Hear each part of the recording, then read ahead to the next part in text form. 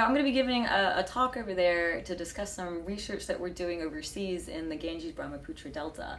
And it's very important that we understand deltas because they are, well, they're areas where a lot of people live.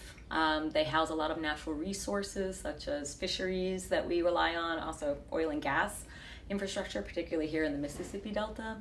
But overseas, the Ganges-Brahmaputra is probably one of the most densely populated river deltas in the world. And they are considering this to be very vulnerable to things like sea level rise and also storms. They call them cyclones over there, but they're the same things as hurricanes. And then they're also really susceptible to flooding from major river events. Like they have a very large monsoon season. Part of my work is understanding the natural dynamics of this system, particularly where sediment is going in the system, and is there enough sediment that is building the landscape that keeps it sustainable, that keeps it keeping pace with sea level rise or keeping pace with other deltaic processes that we experience, something called subsidence, where the land surface is naturally lowering.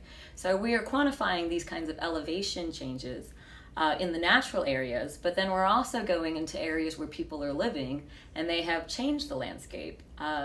So here we call them levees. We have levied our lands to try to prevent the rivers from flooding our lands and our fields. They've done the same thing in Bangladesh.